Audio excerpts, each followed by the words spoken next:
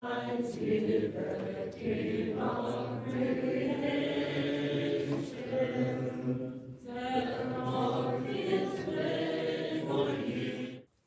say a picture is worth 1,000 words.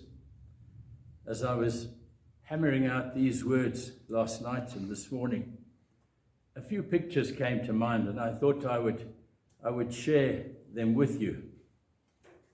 I'd like to start with the first picture that met me after the dark of the night.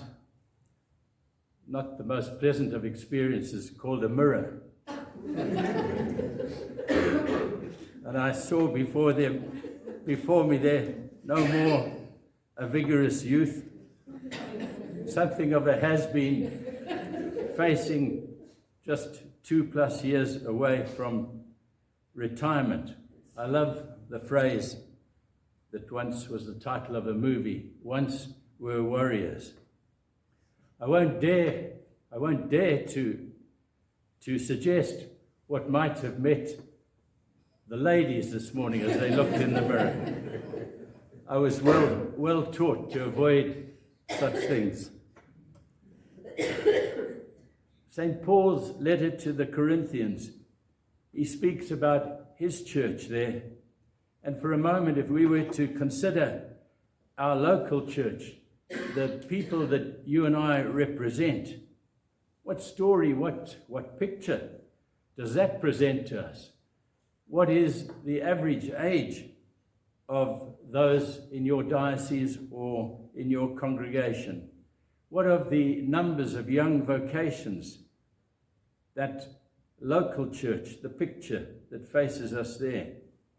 What of the liturgy this week that began not very happily with Our Lady of Sorrows? Not if we take the title really, we can romanticize it in subsequently, but Our Lady of the deepest sorrow, and the martyrs of yesterday and martyrs still to come this week. And with apologies to the Dominicans here present and to the other congregations, if I single out St. Francis today, if we think of his stigmata, not very pretty pictures when we look at the mirror, when we look at the local church, and when we look at our liturgy with some realism. But allow me in this season of creation to put before us another picture that is full of hope. As I left Newcastle, as I left the property where I live, one of the sisters said to me that we will prune your roses, the roses outside your house. And I was very grateful because I'm not good at that. Being a rose yourself. Uncharacteristically. But I was very pleased that they were going to do that. And I wondered, driving up, if that isn't a symbol that we need to appropriate, to take on. That not only for us individually, not only for our congregations, dioceses, not only for the SACBC, but for the whole church. Isn't that the symbol, perhaps, that the Lord is presenting to us in this otherwise quite bleak time? The symbol of the pruned plant. As I say, you don't have to take a rose. As I drove out, I passed a very beautiful tree there that might be the bush, might be the better one to take. It was a bush that is called yesterday, today, and tomorrow. And not a burning bush, but certainly a bush on fire with life at this time. But it's such a rich symbol if we stop for a moment and think about this picture. The pruned bush, to look at it, is terrible. It certainly is humbled. It even looks, and perhaps very accurately for us as church and in our communities, it even looks rather punished. Frankly, it all too often is taken for dead.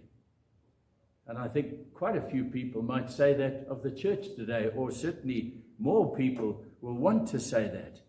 Yet we know the pruned plant is pruned precisely for its new growth. So a number of pictures that speak to us today, and I was thinking it might find its way onto a letterhead for us somewhere, a pruned plant that we could look at and smile a bit.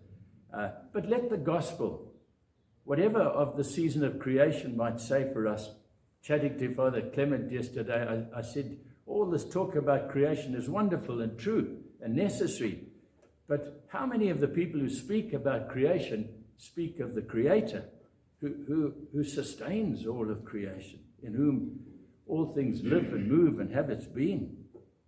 Let the gospel speak for us, and let it present not only the last word today, but the last picture. If we return to the scene, what do we see there? One of utter and absolute devastation. A scene of immeasurable despair. Here, the widow, having lost her husband, we don't know how long before, how much her life had been shaped by that sorrow, and now her only son, the gospel tells us. Not just one of a big family, but her only son, the one in whom she'd placed hope, the one who would look after her in her old age and give her grandchildren and be such a source of life. She's lost everything. Perhaps there's something of the widow, and I guess we could add something of the widower of us today in our church. What is it that moves the Creator in this scene? What is it that moves the Redeemer, the human, and very divine Lord of ours? Of course, we're told there that he felt sorrow. Of course, he was moved by his divine empathy. But what was it in his humanity and his real divinity? What was it? What is it always that stirs that divine empathy? And I think far more than we can know, I think he was stirred by her love for her husband, for life, her love for now her deceased son. The mirror this morning had a picture for me, it had a picture for each one of us. But it's just a picture. It certainly isn't the last word, and certainly isn't the last picture. And as I look down at each one of us here, I think what I see, first of all, is great, and I mean this I struggle for words, great lovers of the church. I think in our most of us mature age, that's what I see in front of me, and what I witness in front of me with a wonderful respect and joy, and looking for even stronger and better words. I'm looking at great heroes and heroines of faithfulness, people who have loved the church through time and through many seasons. All of us in here, I speak primarily of the men again, all of us rather weathered and perhaps even a little bit pruned. Of course, I won't dare to say anything about the ladies present. But all of us, great lovers of the church. And I think as we prepare ourselves for the second spring, remember those beautiful words of Cardinal Newman when he preached at a seminary, I think it was at a seminary somewhere in England, a famous sermon that came to be known as a sermon that spoke of his second spring.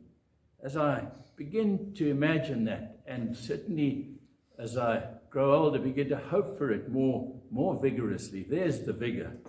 But that will be something too beautiful for words. And that will be something that shall show for us a picture beyond our imagination. So I'd like to, in welcoming you all, in the name of the President, Bishop Sitimbele, I'd like to just say again who it is that I'm welcoming. And I say this not cheaply and not with any humor, though I suppose we can't get too far away from humor, thank God for that. But I say it, that I'm welcoming truly great heroes and heroines, and that's not cheaply said. And it is good to be here with you. A blessing and a grace. May the Lord bless our coming together.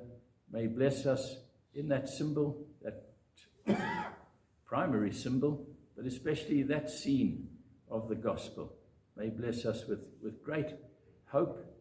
And remember that He is yesterday, today, and tomorrow. Amen. Amen. Let's go in peace and the hope of our Lord. Thanks be to God.